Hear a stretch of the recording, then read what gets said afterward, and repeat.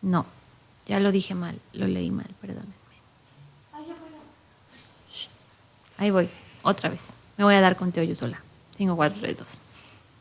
Shot Radio Internet presenta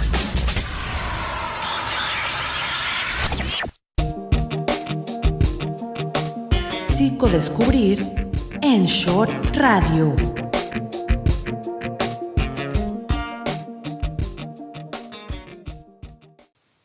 Hola a todos una vez más, bienvenidos a Psicodescubrir en Shot Radio. Ese que oyen ahí atrás es Dante brincoteando. Y bueno, hoy vamos a hablar de un tema que ha sido el pan de cada día con los niños en edad escolar y es el trastorno por déficit de atención e hiperactividad. Vamos a comenzar con la definición. El trastorno por déficit de atención e hiperactividad es un trastorno del desarrollo neurológico infantil que se caracteriza por la presencia persistente de inatención, hiperactividad e impulsividad. Es decir, es un trastorno del comportamiento infantil en el que implican factores de tipo neuropsicológico. ¿Qué quiere decir? Que este trastorno va a surgir de una relación directa entre la estructura cerebral de tu pequeño y su comportamiento. Actualmente, el TDAH, como se le conoce, es el trastorno mental crónico más frecuente en la población escolar y en últimas fechas parece que ve en aumento debido en gran parte a diagnósticos inadecuados. Un niño o niña tienen que ser activos, inquietos hasta cierto punto, curiosos, observadores. Es su naturaleza, pero entonces, ¿cuál es la diferencia entre un niño o niña inquietos y uno con TDAH? Debido a la complejidad que tiene este trastorno, no se puede identificar una sola causa. Se considera que es un trastorno heterogéneo, con diferentes subtipos, que resulta de las distintas combinaciones de los diversos factores de riesgo que actúan de manera conjunta, y es por ello la importancia del diagnóstico adecuado. Lo primero que tenemos que hacer es observar al niño y a la niña y compararlo con los niños y niñas de su edad para realmente darnos cuenta si su comportamiento es diametralmente distinto a sus compañeritos. En segundo lugar, debes observar si su falta de atención es solo en la escuela o solo en casa o es en todos lados. Porque si solo se distrae en la escuela y en casa es sumamente concentrado en sus actividades, es muy probable que esto no sea TDAH. Vamos a suponer que ya notaste que tu pequeño o pequeña no se comporta como los niños de su edad, sino que es un pequeño torbellino que no pone atención, que arrasa con todo lo que hay a su paso, no sigue las instrucciones, no termina ninguna tarea que inicia. Entonces, ¿qué sigue? Es determinar cuánto tiempo lleva esta conducta. Tenemos que recordar que los niños pasan por fases de crecimiento. Por ejemplo, ¿te acuerdas que alguna vez te dijeron de los terribles 2 años? Entonces tenemos que descartar que el comportamiento que el pequeño o pequeña está teniendo sea una de estas fases, por lo que la conducta debe permanecer por un mínimo de 6 meses o más. Si todo esto te sonó familiar, te pido que busques atención de un especialista. Los niños con TDAH son pequeños maravillosos que necesitan encauzar toda esa energía extra que les provee su cerebro. Tenemos que entenderlos, aprender a adecuarnos a ellos y no intentar que ellos se adecúen al molde que estamos acostumbrados, porque esto solo les va a traer frustración y tristeza. Y para entendernos mejor, me gustaría platicar de algunos conceptos básicos. Los subtipos son las clasificaciones del TDAH que van a responder a diferentes características. También se les puede llamar presentaciones.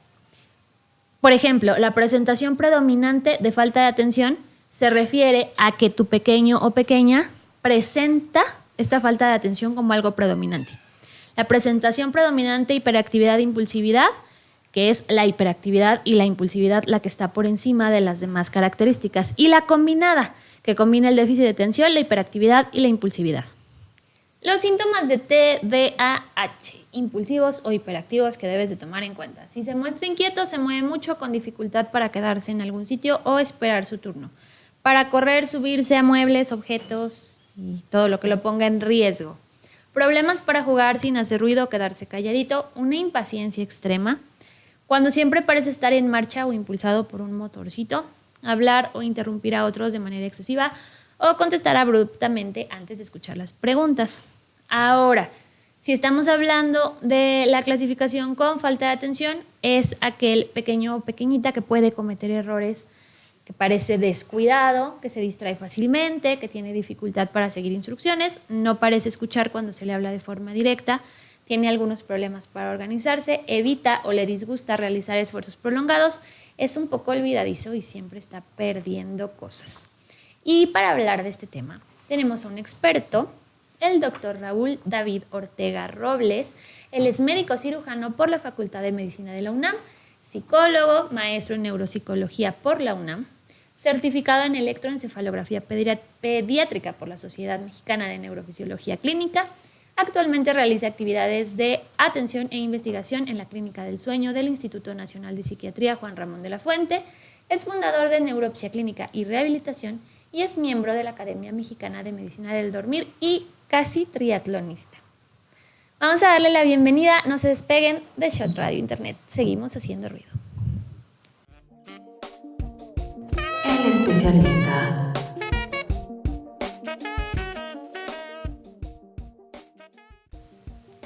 Ahora sí, ya tenemos aquí al experto, doctor David. Cuéntanos, ¿cómo estás primero que nada? Pues agitado por el tráfico de viernes aquí en la ciudad, pero pues muy contento de tu invitación para estar aquí en tu canal, en tu programa. Me alegro mucho. Cuéntanos, ¿qué es, o ponlo en palabras muy sencillas, como cómo puedes definir tú el trastorno por déficit de atención e hiperactividad? Pues mira, es un trastorno de neurodesarrollo, es un trastorno de la infancia que no es todo lo que los profesores refieren, ¿no? El niño que es latoso y que pues ya ellos te refieren a consulta casi diagnosticado,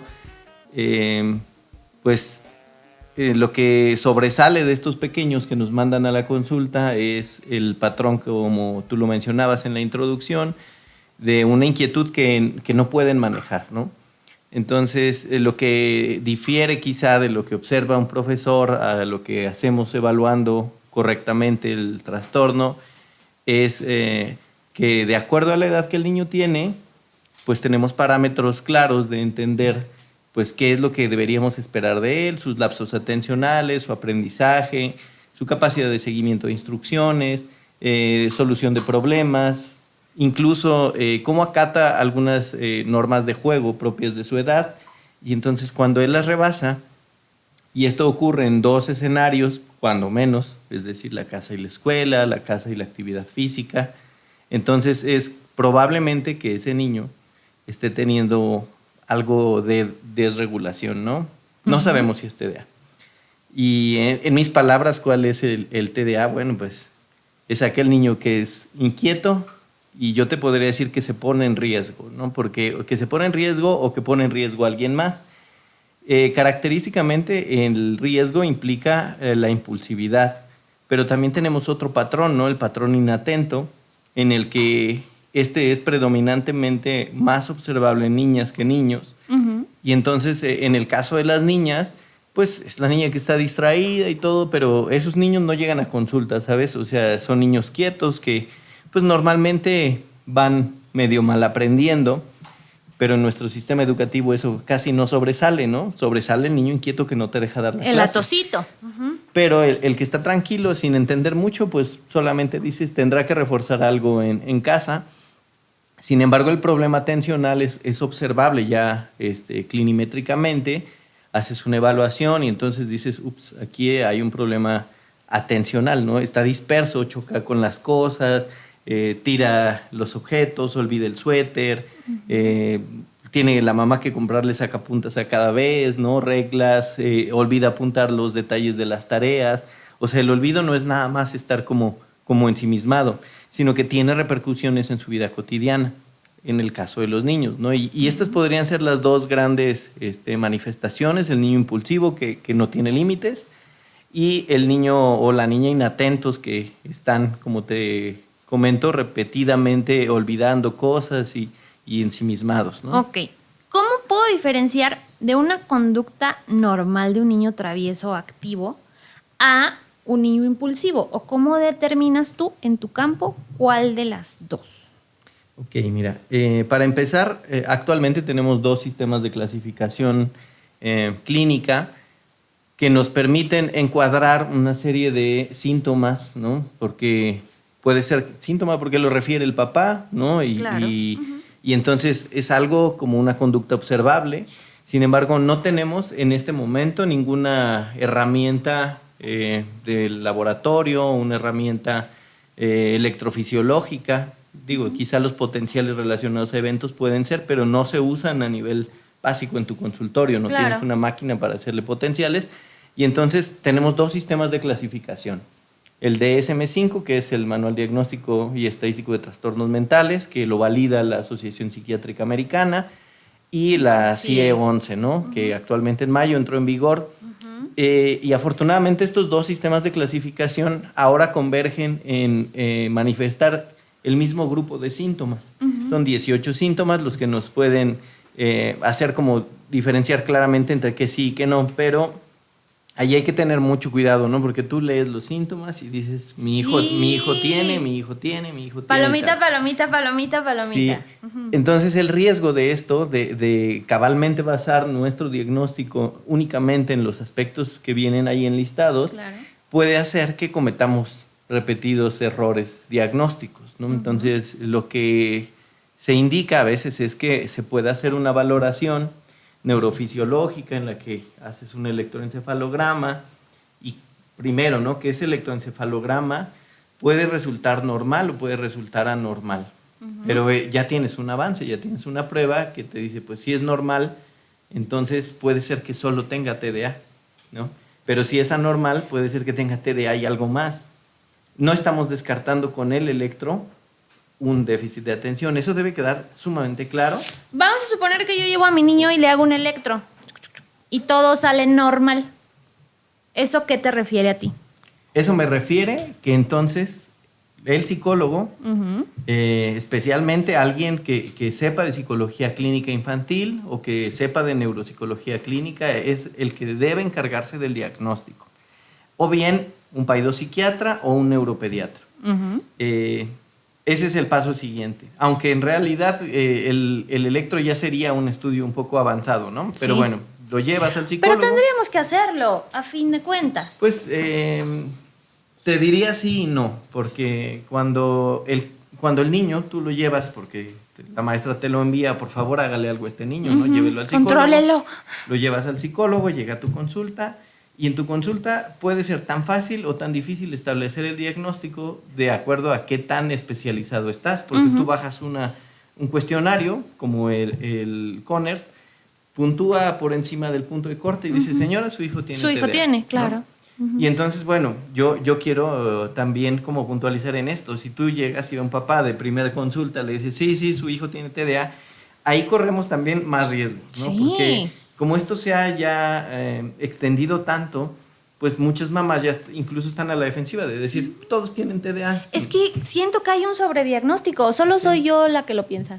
No, de hecho, se ha sobrediagnosticado y quizá por eso la CIE-11 ahora homogeniza los criterios diagnósticos con el DSM-5. Entonces, como te contestaba esta pregunta, lo llevas, puede ser tan fácil como hacerle un checklist y decirle sí, porque el diagnóstico debe entenderse que es puramente clínico. Sí. O sea, si lo llevan, yo lo veo y lo que me refiere la maestra o lo que me refiere la mamá y digo, sí lo tiene. Los Porque- dos ámbitos, Claro. mi que tenga 6 diagnóstico y ya meses está. de haber estado presentando estas conductas. Y aquí hay una diferencia notable entre el DSM-4, que es nuestra versión anterior del manual, y el DSM-5, ¿no? El DSM-4 tenía una edad como de presentación de los síntomas de 7 años Sí. y ahora ha incrementado a 12 años en la infancia. Y justo eso te iba a preguntar, ¿por qué tenemos niños tan chiquitos diagnosticados? Si hay lo observas, tiene todo que ver, todo relacionado, clínicamente podríamos decir, pero cuando nos dicen que es a partir de los 12 años, es porque ya tienen una estabilización en sus rasgos y en su personalidad. ¿Por qué tendríamos que diagnosticarlos antes? Ok, es que el DSM-5 no dice hasta los 12 años. No, dice a partir. Dice que la sintomatología esté presente antes de los 12 años. Ok. Entonces, Antes de los 12 años son 11, 10, 9, Dos. 8. ¿Sí? Y eso es algo que nos deja a nosotros tanta libertad y tanta ambigüedad para decir tiene déficit de atención. Porque mire, aquí dice antes de los 12 y su hijo tiene 6. Entonces ahí puedes tú establecer que tiene características sintomáticas, ¿no? Compatibles con un déficit de atención, pero como bien lo refieres, estos niños están creciendo. Incluso hay muchos artículos que refieren que los propios criterios de hiperactividad, ¿no? De que el niño anda así por todos lados, brincando, se sube a la cama, golpea al compañero, tal. Todo esto que implica impulsividad e hiperactividad van remitiendo y van cambiando a partir de los 9 años de edad, más o menos, ¿no? Entonces, y esto tiene que ver con la madurez de las estructuras corticales, ¿no? Que la corteza motora empieza a modificarse y a ser más precisa, y ganan un poco más en este terreno, disminuyendo la sintomatología hiperactiva, pero no todos los casos. Entonces, el tema es muy ambiguo y de tal manera que se presta para el sobrediagnóstico. Pensemos que llega este niño, como te explico, y tú no eres aquel psicólogo en el que le aplicas el checklist, tampoco eres ese psiquiatra que quieres que salga del consultorio con un medicamento de inmediato. Y el neuropediatra igual, entonces dices, mire, ¿sabe qué? Parece que sí es medio inquieto, pero vamos a hacer una valoración como debe hacerse. Bueno, entonces eso ya es un adelanto muy grande, porque ya pueden referirlo a alguien más especializado o tomar con calma el diagnóstico, porque además hay otra regla en el déficit de atención, igual que en muchos padecimientos psiquiátricos o neuropsiquiátricos, nunca vienen solos, o sea... Siempre hay una comorbilidad. Claro. ¿Se acuerdan que hablábamos la semana pasada de comorbilidad? Así que es es. con los trastornos asociados. Entonces, esta comorbilidad en el TDAH puede llegar hasta el 82, 85%, ¿no? Es decir, de 10 niños que diagnosticas con TDA, 8 de ellos van a tener TDA y algo más. Puede ser un trastorno externalizado, ¿no? Que es lo más común, un trastorno negativista desafiante, donde además de inatento, impulsivo, te dice que no a todo. Ajá, Y me te enojo reta. contigo y te reto. Exacto, ¿no? Y es el niño mala onda que le hace travesuras a los demás y que además no se está quieto, pero además de no estarse quieto ya Es grosero provoca. con la maestra, Así es grosero con la mamá, te contesta, te dice cosas feas, o sea, no le gusta seguir órdenes ni instrucciones, las Así desafía. es. Sí, y entonces esto es la regla, ¿no? 80% de los casos son así. Y esto solo es con un trastorno externalizante, pero también hay trastornos internalizados, ¿no? En el que el niño no manifiesta con tanta claridad lo que tiene, y ahí viene la depresión y la ansiedad que se suman a este padecimiento. Entonces, lo importante de hacer el diagnóstico correcto del TDA, primero es, como te decía, ya pasamos el primer obstáculo, que implicaría no hacer solo un checklist para diagnosticar, no hacer solo un cuestionario. Entonces lo siguiente es, bueno, vamos a evaluarlo. Y en la evaluación, nuevamente, puede ser tan especializada y completa como el equipo pues interdisciplinario lo maneje, o puede ser simplemente una evaluación de atención, ¿no? Entonces, depende qué es lo que queramos. Lo recomendado es desde evaluar coeficiente intelectual, porque además ahí nuevamente entramos al terreno de los mitos que existen, ¿no? Alrededor del TDA, y que dices, es que es súper listo, o sea, entonces como es súper listo, pues se aburre en las clases. Ajá, y entonces empieza a dar lata porque está aburrido. Exacto, ¿no? Y entonces le haces una prueba de coeficiente intelectual y dice, siéntese, y dices, pues no es tan listo. Es normal. Es promedio. Ajá. Pero, ¿sabes? O sea, aquí hay todo esto alrededor de estos casos que a veces frenan a la misma familia para tratar el padecimiento. Entonces, lo conveniente es una evaluación profunda, como te explicaba, coeficiente intelectual, una batería neuropsicológica de pruebas de cada una de las funciones, atención, memoria, lenguaje, evalúas lectura, evalúas escritura, evalúas dentro de la atención los subtipos atencionales que existen, ¿no? Incluso las modalidades, puedes evaluar su atención sostenida, pero en la modalidad auditiva, porque eso también te permite conocer el perfil de rehabilitación del niño. Entonces dices, bueno, lo que más falla... ¿Hacia dónde vas a dirigir tus esfuerzos? Claro, porque ese es el objetivo, ¿no? Lo de menos es, como te explico, darle un checklist, darle el diagnóstico y bueno, señora, ahí nos vemos, ¿no? Y ella se va con el problema, dice, ¿y ahora qué hago con mi hijo? Sí, ya está diagnosticado, qué padre. Y eso pasa repetidamente, entonces dice, pues ya está, maestra, sí tuvo TDAH, lo que usted dijo. Y la ¿Y ahora? maestra te contesta, pues dígale ahora que me mande las recomendaciones para el tratamiento. Y eso es lo importante. Entonces, haces toda esta evaluación y después de ella, entonces te enfocas, ok, tiene un trastorno por déficit de atención y ahí vienen los agregados. Sí, ¿no? subtipo tal. Exacto. Que tenemos 3 subtipos, Sí. ¿no? El subtipo atencional, con estas características que te comentaba, el subtipo con predominio de déficit de atención e impulsividad y el mixto, ¿no? Entonces, en el combinado también tienes que establecer la severidad, ¿no? O sea, no es solamente establecer el subtipo, sino también la severidad. el grado. Ok. Vamos a una pausa. Ya váyanme dejando sus preguntitas, por favor. Váyanos poniendo ahí todo lo que ustedes quieren saber. Si tienen un chiquillo, chiquilla que tiene o que creen que puede tener este déficit, déjennos sus preguntas para el doctor David Ortega. Vamos a hacer una pausa. No olviden de darse una vuelta por las redes sociales, el Instagram y el Twitter psico-descubrir, el YouTube y el Facebook psicodescubrir, la página psicodescubrir.wordpress.com y a bajar este podcast en shotradiointernet.blogspot.com. No se despeguen de Shot Radio Internet, seguimos haciendo ruido.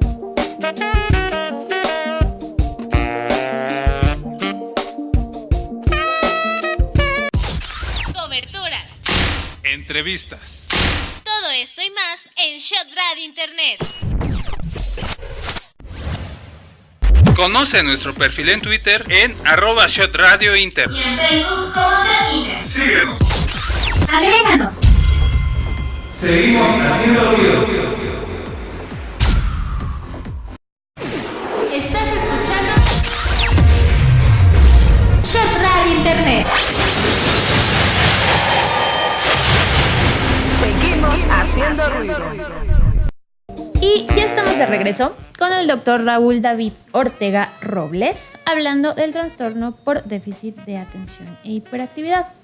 Si ustedes no estuvieron en la primera parte de este programa, ya platicamos acerca de qué es el TDAH, que tenemos 3 subtipos, que se tiene que hacer una valoración completa acerca de nuestro pequeño o de nuestra pequeña, y nos quedamos justo ahí, en esa partecita. Además de los agregados, tenemos que valorar... Está sonando un grillo. Tenemos que valorar el nivel o el grado de trastorno. Y vamos a ello con el doctor. Cuéntanos, nos quedamos en esa parte. Hay que ver la severidad del trastorno. Así es. Como te decía, lo importante de la valoración es no solo dar el diagnóstico, sino incluso el pronóstico que este niño pueda tener. La valoración puede implicar desde toda una evaluación neuropsicológica, incluso, nosotros acostumbramos a hacer una visita al colegio directamente para evaluar pues su funcionamiento y la interacción. No es que no creamos en los profesores, pero vale mucho más la pena observarlo con ojos clínicos, claro. Y además, como tú decías, conviene hacerle un electro, aquí depende, ¿no? O sea, depende de si todo está tan claro, incluso en los antecedentes perinatales que uno evalúa en la historia clínica, no hay nada que te llame la atención, el niño lloró, respiró al nacer, tuvo un buen Apgar, el embarazo fue de término, la mamá no fuma, no hay antecedentes de riesgo. Bueno, pues entonces dices, no habría como tanta necesidad. Ahora también... ¿Te vas a lo genético ahora que hablaste de mamá? O sea, a observar también un poquito a la familia o a preguntar acerca de antecedentes familiares que pudieran tener este tipo o presentar este tipo de conductas. Sí, de hecho, en la parte genética hasta el momento tenemos, se conocen 4 genes asociados a la aparición del déficit de atención, ¿no? A las asociaciones genéticas. Algunos están relacionados con el transportador de dopamina, otros están relacionados con la COMP, que es una enzima que ayuda a sintetizar neurotransmisores, y el otro de los genes está asociado con el receptor de dopamina, ¿no? El receptor de R4 específicamente, y entonces ahí la asociación pues es porque alguno de los padres puede ser que lo posea y es muy característico, ¿no? Porque tú los ves en la consulta, bueno, cuando afortunadamente van papá y mamá. Sí, eso también es un tema. Claro, y le preguntas a la esposa o ahí presente o al esposo, bueno, papá y a o lo mamá. mejor está pajareando, ¿no? Es- Notas la inatención. Claro, y lo puedes ver desde la consulta, o bien, ¿no? Desde que les preguntas, oiga, ¿y usted cómo era en la escuela, no? Pues es que mire, es que yo... es igualita a su mamá. Sí, o es dicen, igualita a su papá. me quedé en la prepa porque la escuela no era para mí y ahora me dedico, tengo un negocio de coches o vendo no sé qué. Y entonces, bueno, pues ya tienes un elemento más, ¿no? Para el diagnóstico. Y es normal a veces que hasta en el 50% de los casos de niños con TDAH, el padre pueda ser el que replique esta característica. Y esto solamente es por una relación de prevalencia, porque pues casi son 2 niños por una niña, ¿no? Entonces a veces más, dependiendo de los estudios estadísticos, pero lo común es que el padre tenga ahí la asociación, aunque muchas mamás también tienen por ahí rasgos, como te decía, un poco más de inatención. Y en el aspecto genético es esto. Ahora, también te aclaro que no va, una mamá que tiene dinero no va a decir, para que me confirmen que tiene déficit de atención, háganle una prueba genética. Eso no se puede. No va a suceder. Claro. Ok, entonces, ya lo llevé, ya lo vieron en la escuela, ya realizaron todas las baterías y pruebas, ya me confirmaron que mi pequeñito o mi pequeñita en efecto tiene trastorno por déficit de atención e hiperactividad. ¿Qué sigue? Ok. Mira, el tema de los estudios que ya son más complejos, te puedo decir que en nuestra experiencia, pues conformamos un grupo multidisciplinario. Y esto de manera obligada ha hecho que ampliemos el conocimiento de los mismos pequeños que atendemos. Entonces, esto del electro es casi, a veces pensemos que un lujo, pero ahora resulta que en los casos que nosotros vemos, puede ser que hasta el 80% de estos pequeñillos tengan una alteración electroencefalográfica. No es una convulsión, no es epilepsia, pero Hay algo ahí en su cerebro Así que no es. está funcionando de la manera, vamos a utilizar la palabra normal, porque es la palabra que se utiliza, pero vamos, no está funcionando de la manera en la que los cerebritos de los demás niños de su edad están funcionando. Así es. Y el tema aquí es obligadamente pensar en qué le ofreces a este niño, ¿no? Porque imaginemos que tiene un patrón que eléctricamente, hablando de su cerebro, no es como el resto de los niños. Puede haber dos, vamos así a resumirlo, ¿no? Un patrón en el que hay alguna actividad eléctrica anormal, porque hay algo que se llama paroxismo, ¿no? Que es algo que apareció ahí en electro y no debería estar. O bien un niño que tiene una actividad eléctrica lenta y de bajo voltaje, ¿no? Si tiene una actividad eléctrica lenta, imaginemos que el niño tiene 8 años de edad y tiene una actividad que pareciera de un niño de 4. Entonces, a este pequeño que tiene actividad lenta y que en el reporte del electroencefalograma a veces dice poco maduro por madurez. debajo de la madurez y tal, y eso tiene una referencia con la velocidad, a este niño le puede venir bien un tratamiento farmacológico. Pero en el otro caso en el que tenemos una actividad paroxística, ahí es un poco controvertido el dar medicamento, porque los medicamentos que utilizamos para el control del déficit de atención son estimulantes. Entonces, al ser un estimulante cerebral, esa actividad puede propagarse, puede incrementarse o puede no cambiar, pero la verdad en la medicina preferimos no correr riesgos, Claro. ¿no? Si ya lo detectaste, pues entonces a este pequeño le conviene más trabajar terapéuticamente y controlar ese foco, esa actividad eléctrica con otro medicamento, no con un estimulante, con otro. Que para ese asunto, bueno, entonces ya lo refieres al neuropediatra y el neuropediatra es el que conoce de estos temas y acertadamente le brindará un tratamiento no solo para el déficit de atención, sino para esa actividad que es anormal. Y como te decía, ¿no? Entonces en este caso tenemos el TDA más una alteración eléctrica. Pero si tú tratas farmacológicamente con estimulantes de TDA, entonces puede que no nos vaya tan bien, ¿no? Esa es la importancia, y aquí hay que subrayarlo así, con mi pluma roja, esa es la importancia de un tratamiento multidisciplinario. Todas las ramas de la salud se encuentran en algún punto y el que todos trabajen en conjunto y de forma armónica genera diagnósticos acertados y personas que van mejorando de una manera más adecuada, que si solo te enfocas en una sola rama.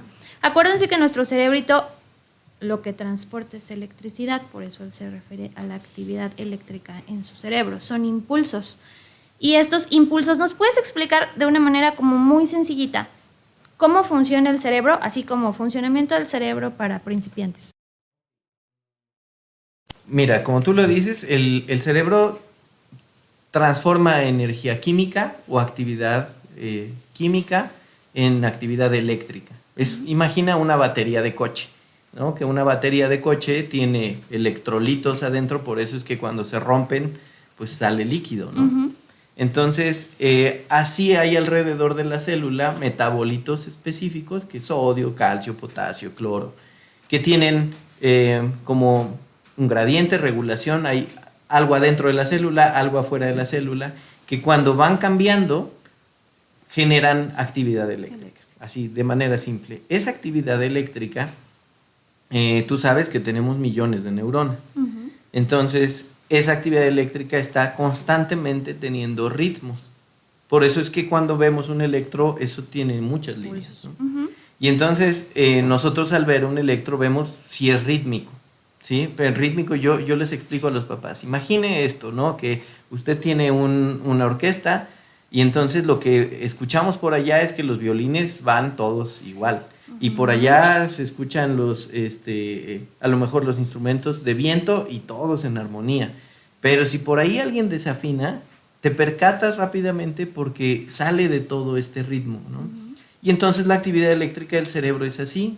Está dividida por regiones, está dividida por ritmos, está dividida por diferentes aspectos que nos organizan funciones, ¿no? Y lo que nosotros como especialistas en el funcionamiento neurológico vemos es eso.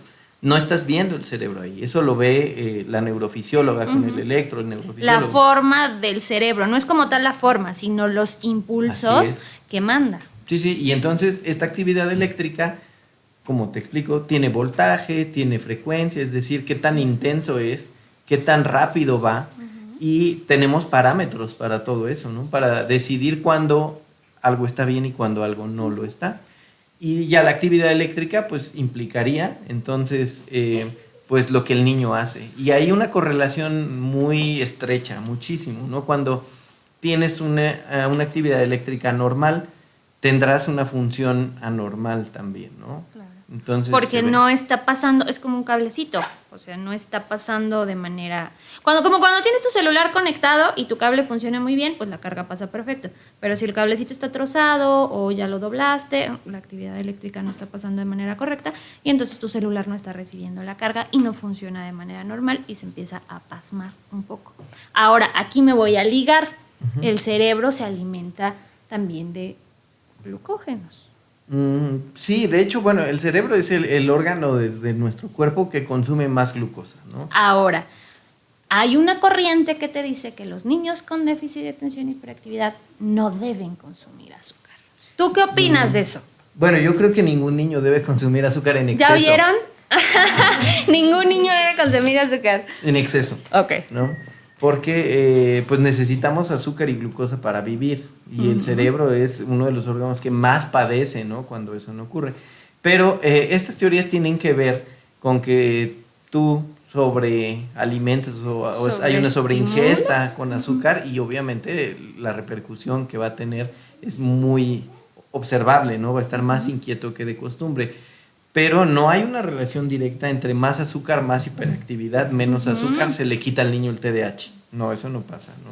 Bien, ¿ya vieron? No le tienen que quitar a los niños. Tampoco le van a dar 3 kilos de azúcar, ni darle el pastel, el dulce, el chocolate durante todo el día, porque sí se estimulan, pero no tiene una relación directa. Hay una relación directa entre la dieta como tal y el trastorno por déficit de atención y hiperactividad. Sí, mira, aquí hay estudios como un poco de medicina alternativa, ¿no? Y han probado diferentes estilos de dieta con grasas insaturadas, retirando grandes cantidades de carbohidratos simples, ¿no? O sea, aquí creo que también por eso se ha exacerbado todo y han visto cambios positivos sin que estos cambios, como te explico, eliminen el trastorno, ¿no? Incluso algunas dietas proponen pues disminuir carbohidratos y grasas polisaturadas y eso hace que el metabolismo se modifique, pero no hay contundentemente un resultado, ¿no? O sea, que definitivamente diga esto. Ahora, esto es de lo que se publica, ¿sabes?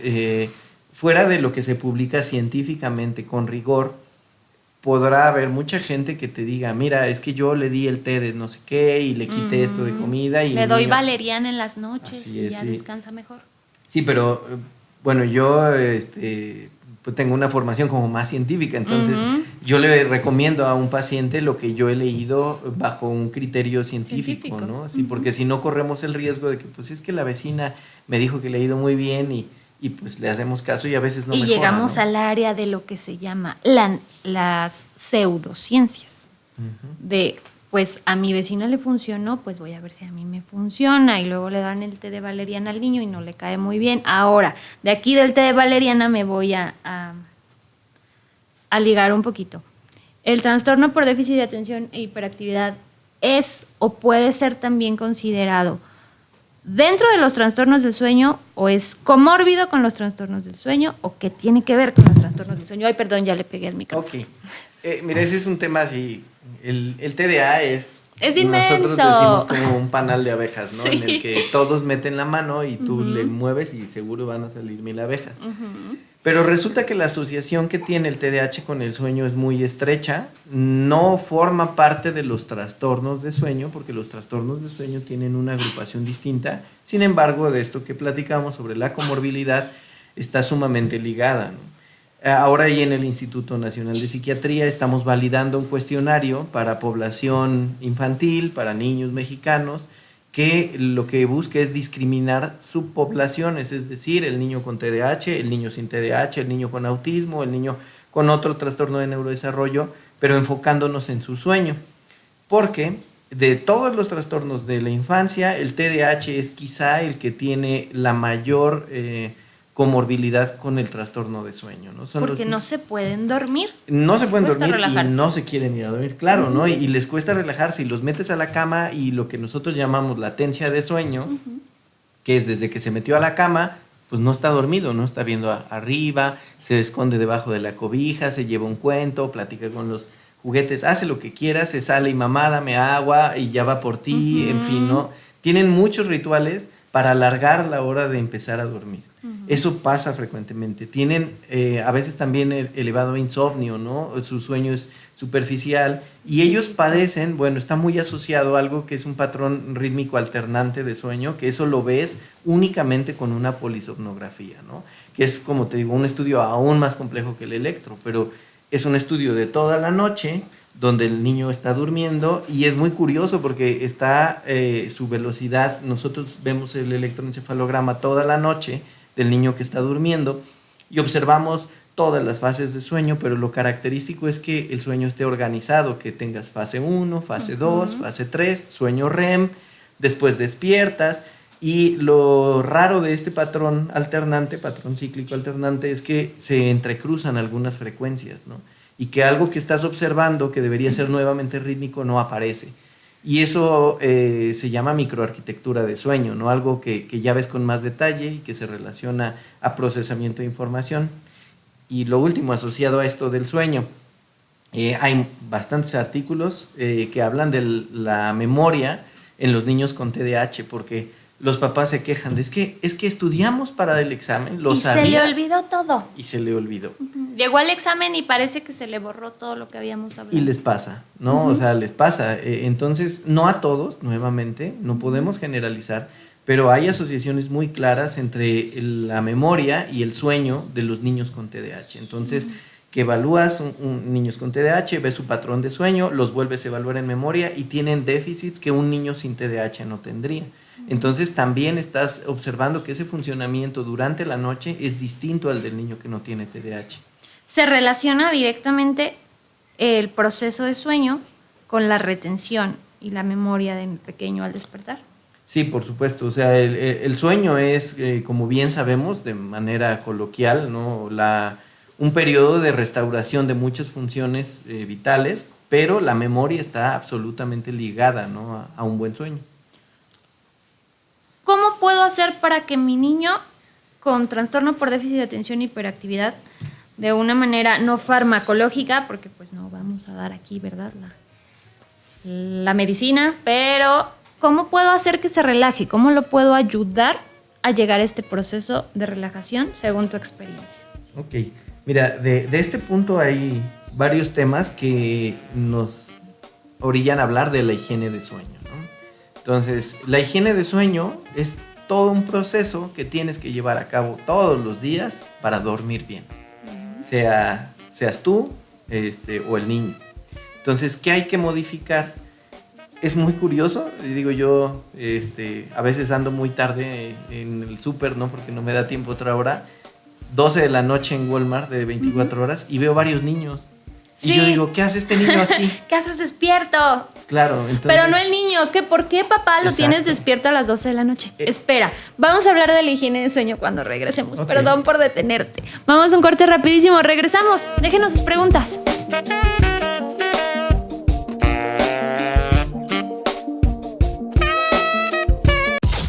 Coberturas.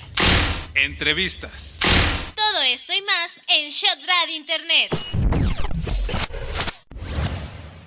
Conoce nuestro perfil en Twitter en @ShotRadioInter. Y en Facebook como Shot Inter. Síguenos. Agréganos. Seguimos haciendo ruido. Estás escuchando Shot Radio Internet. Seguimos haciendo ruido.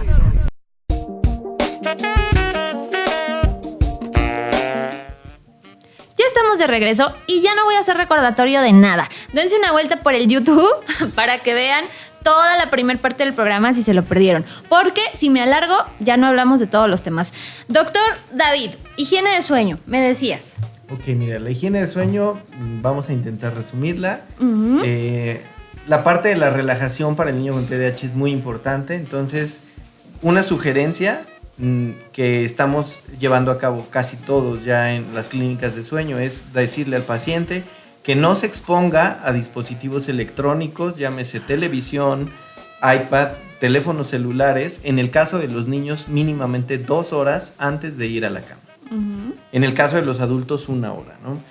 Y esto tiene que ver con la actividad eléctrica de su cerebro. No es que nada más lo estés castigando y evitándole, no, se modifica la actividad eléctrica. Entonces, Se estimula. claro, entonces desde ahí es la primera medida, ¿no? No dispositivos electrónicos 2 horas antes. ¿Ya oyeron? Apúntenle. Siguiente cosa, el niño debe ir a dormir, como te decía, tras un ritual.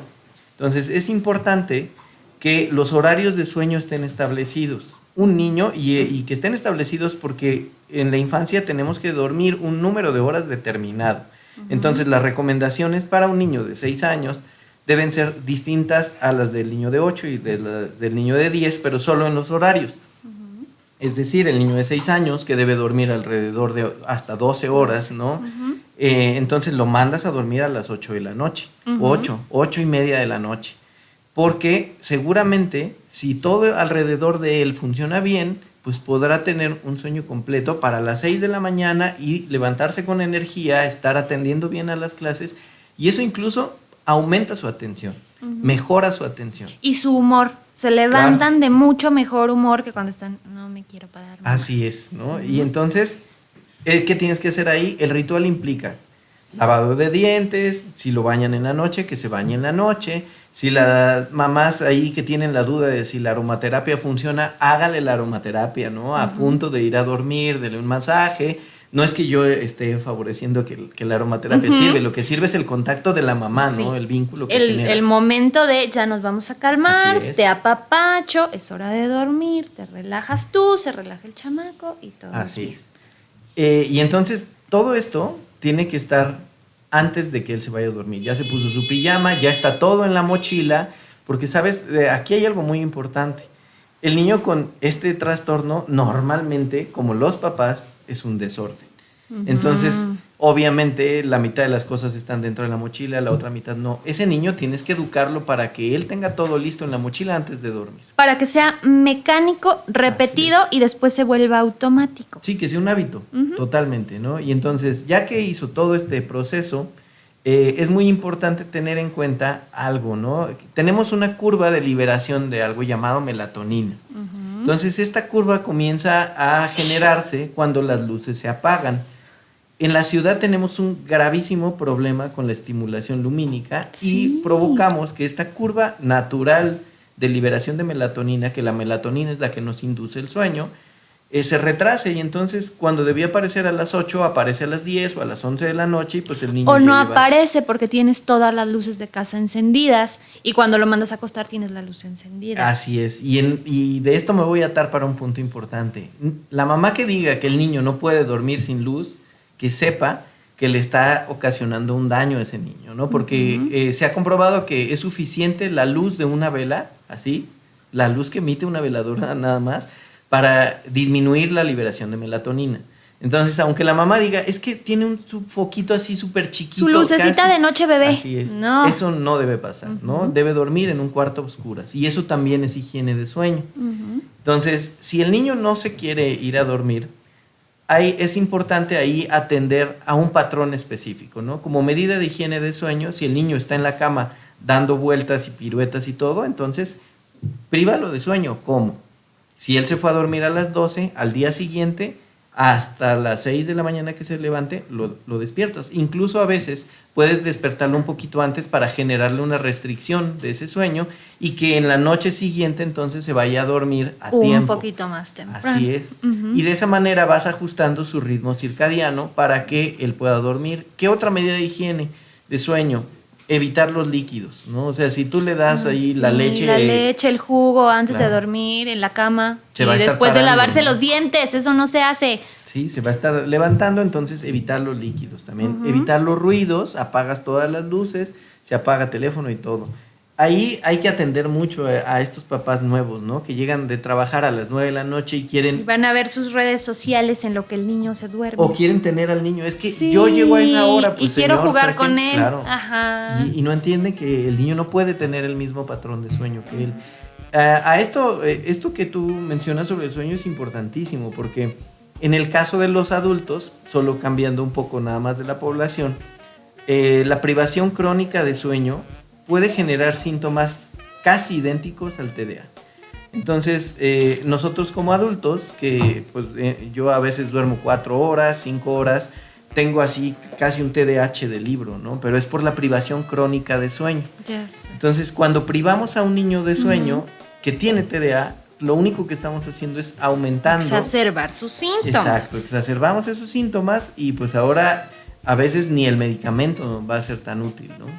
Vamos con sus preguntas. Vamos a invitar a Alonso a pasar. Nuestro público. Alonso, bienvenido. ¿Cómo estás? Muy bien, gracias. Ya llegó con las preguntas. Cuéntanos. Bueno, Mitch RJ nos tiene 3 preguntas. Wow. La primera dice, quisiera saber si siempre es necesario medicar a los pequeños con TDAH. Bueno, al principio les comentaba que es importante establecer la severidad del trastorno y además la comorbilidad. Si el niño tiene un TDAH, ejemplo, ¿no? Inatento, que está de leve a moderado, le va bastante bien solamente con terapia, ¿no? Hay que analizar muchos casos porque a veces puede tener una familia que no apoye tanto el tratamiento terapéutico porque la terapia requiere hacer cambios. Entonces, si la familia está, pues, que es una familia monoparental, en la que la mamá trabaja todo el día, se queda al cuidado de la abuela ya es mayor, tiene 2 primos, entonces, en ese caso, vale la pena optar por la opción farmacológica. Cada caso es muy particular porque yo te diría, en el caso del leve a moderado, pues le va bien con terapia, sí, pero si la familia no tiene como... No apoya. Claro, no hay gran apoyo para el niño, entonces pues mejor optamos por la opción farmacológica. ¿Por qué? Porque hay que tener en cuenta que incluso el no medicar podría implicar que aumente la severidad de ese trastorno, o bien, si era una niña que tenía TDAH leve a moderado, muy inatenta, no le das el medicamento y ahora entonces puede sufrir hasta un poco de acoso escolar, ¿no? Porque es la niña lenta, la que no aprende, la que todo se le olvida, y entonces ya no solo es el TDA, sino lo que se agregó. Yo aquí ya ven que siempre voy de chismosa. Mi percepción personal es, primero, cuando estamos hablando de leve o moderado, primero intentar, esa es mi visión personal, no añado a nadie más. Primero intentar todo lo terapéuticamente posible para no medicar al pequeño o pequeña. Pero esto sí, como bien lo dijo el doctor, implica hacer grandes cambios dentro de casa, incluso entrar en rutinas, tener una rutina de estudios diferente, una rutina de sueño diferente, y si esto no puede ser resuelto así, entonces yo así lo trabajo, entonces remito, pero solo leve y moderado. Ahora, esta es una visión muy particular. Cada especialista o cada persona que ustedes visiten va a tener una manera distinta de trabajar. Procuren siempre que cuando lleven a su pequeño o a su pequeña con alguien, que la manera en la que trabaja cuadre con ustedes. Sin embargo, siempre se debe de entender que cuando estamos hablando de un trastorno y de este tipo de problemas, tiene que haber cambios en casa. Sin cambios en casa es muy difícil que logremos sacarlos adelante. Entonces sí, a lo mejor va a haber un trastorno también en su vida, pero bueno, esto es para mejora del pequeño o de la pequeña. ¿Podemos hacer otra preguntita? Sí, la siguiente pregunta dice, ¿qué factores son los que provocan que se presente el TDAH, como la herencia o la alimentación? Del tema de la alimentación ya lo platicamos, hay que evitar casi a toda costa los carbohidratos en exceso. Sí, ¿simples? ¿Carbohidratos sí, simples? carbohidratos simples, ¿no? Le das un jugo, dulces, chocolate, exacto. Todo lo que se metabolice rápido hay que evitar. Carbohidratos complejos como panes integrales, verduras, estos sí están permitidos. Eso sí, sin problema, y todo de acuerdo a lo que requiera, ¿no? ¿Y cuáles son las otras causas? Hay muchísimas, ¿no? Como lo comentaba en los antecedentes perinatales, desde la edad de la madre, ¿no? O la edad de los padres. Recuerda que pues mientras mayores sean los padres, pues las células que dan origen al nuevo niño pues son también viejas. Entonces esto cambia todo y eso es un riesgo. Si la mamá fumó, si la mamá consumía alguna otra sustancia que no era necesariamente tabaco, si el niño no tuvo una atención oportuna, si a lo mejor a lo largo del mismo embarazo presentó trastornos del estado de ánimo. Esa no es una asociación tan clara, pero está dentro de algunas observaciones. Si el niño tuvo dificultad para respirar al nacer, si el niño padece epilepsia o algún familiar, las causas son muchísimas, ¿no? Sigue. Siguiente pregunta. Dice, había oído que los colorantes como el rojo 5, etcétera, influían. ¿Es verdad?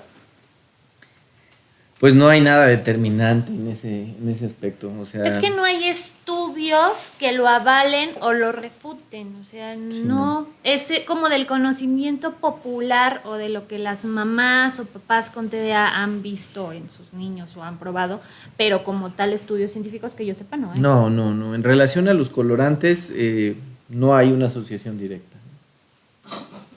Dice, ¿una persona con TDAH puede desarrollarse de manera profesional normalmente?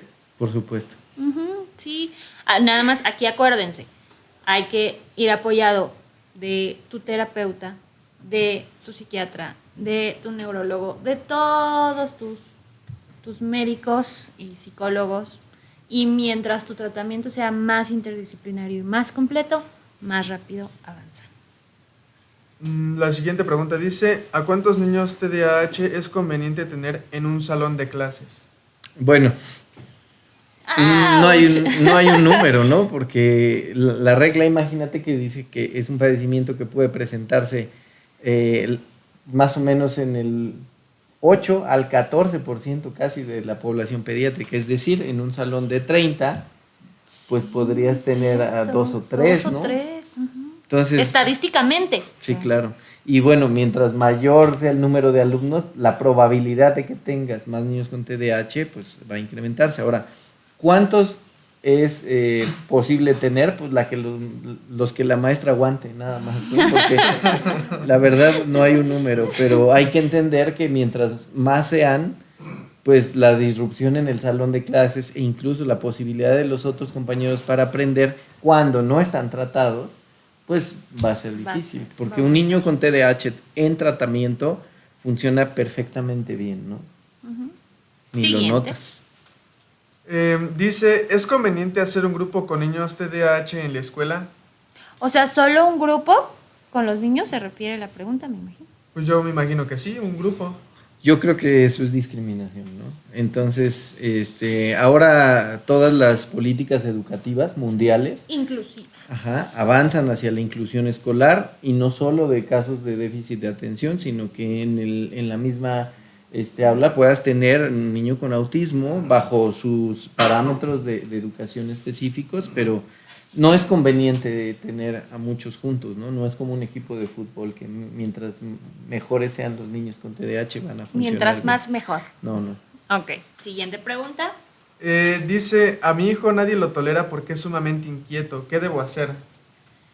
Bueno, pues llevarlo a una Llevarlo a evaluación evaluación. y seguir las indicaciones que médicamente y terapéuticamente le den. Porque aquí hay algo básico y esa pregunta es repetitiva. La autoestima del niño está en juego siempre, ¿no? Porque este es el pequeño que a veces por esta impulsividad se atreve a hacer cosas que los demás no. Y es algo característico. Los profes a veces dicen, es que tiene alma de líder. Pues sí, porque se sube a la banca y los demás no lo hacen, ¿no? Pero dices, bueno, pero ¿qué tipo de líder conocerá el maestro, no? Entonces, este es el caso contrario. A lo mejor el niño ya ha molestado a todos y ahora no lo quieren. Ahí hay que aclararle algo al niño. No es el asunto contra él, ¿no? Sino es un poco asociado a lo que ha hecho, a su conducta, a su forma de comportarse. Porque en este aspecto, los últimos estudios están como caminando hacia detectar algo que se llama habilidades prosociales. Entonces, en el caso del TDAH y de algunos otros trastornos de la infancia, las habilidades prosociales de estos niños están limitadas, como la empatía. Entonces, es un niño que hace una travesura, le da un golpe al otro y no tiene este sentimiento de haber hecho algo incorrecto, ¿sabes? No es que no diferencie entre el bien y el mal. Solo no tiene empatía. Tiene una empatía disminuida. Entonces, a lo mejor este caso de ese niño tiene TDAH y algo más, ¿no? Por eso conviene, pues, que acuda con un especialista. Siguiente pregunta. Dice, ¿cómo debo tratar a un niño con TDAH en el aula? Nos llevaríamos 10 programas Sí. para solucionar esto. Vamos a hacer la parte 1, 2, 3, 5 y 10. Mira, concretamente, estos niños tienen que estar sentados al frente del salón. Las instrucciones que les brindamos a todos estos niños siempre deben ser libres de ambigüedades, deben Claras. ser concretas y deben ser reducidas, ¿sí? O sea, le pides un ejercicio y le das 2 instrucciones con modelamiento, o sea, que Que le des el ejemplo. tú le des el ejemplo para llevarla a cabo. Y una vez que haces eso, llamas nuevamente su atención, evalúa que lo hizo, que siguió la instrucción, que lo miró, que puede copiar, y entonces lo deja solo. Regresa el profesor o quien esté a cargo para evaluar si en realidad va bien. Son niños que requieren mucha aproximación física, ¿no? Hay teorías que hablan del procesamiento sensorial que está alterado y tal. Entonces, a estos niños pues conviene tocarles el hombro, acercárseles y hablarles cara a cara, ponerse al mismo nivel. Hay muchas alternativas para trabajar con ellos, ¿no? Y se pone hasta el frente también, al frente lo tienes más cerca de ti y además retiras un poquito el foco de atención de los compañeritos y lo pones justo en medio del salón, va a estar brincoteando con todos los que tiene alrededor. Entonces, si tú lo pones frente al escritorio, reduces un poquito esa energía, por llamarlo así. Siguiente pregunta. Dice, ¿cuáles son las conductas que prevalecen después de los 12 años en un niño con TDAH? Ok, ahí hablaríamos del TDAH del adolescente, ¿no? En el caso del TDAH del adolescente, las conductas pueden ser un poco más de riesgo y ser un poco más asociadas hacia ser negativos, ¿no?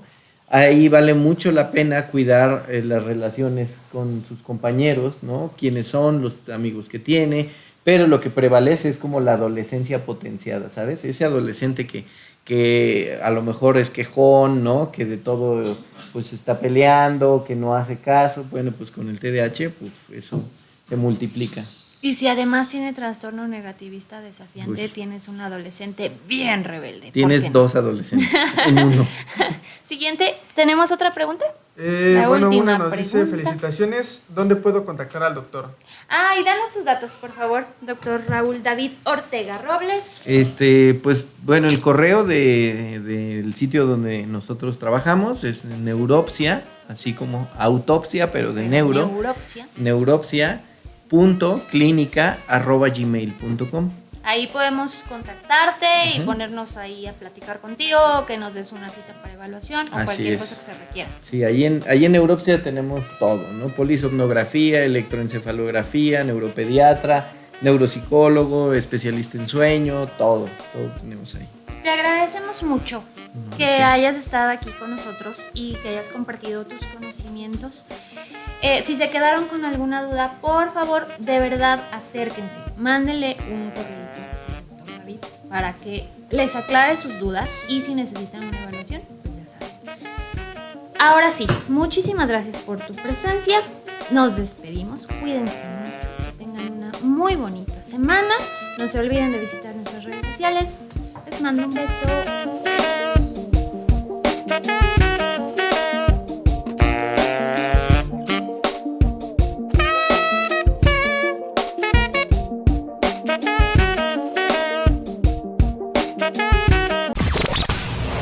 Esto fue una producción de Shot Radio Internet. Seguimos haciendo ruido.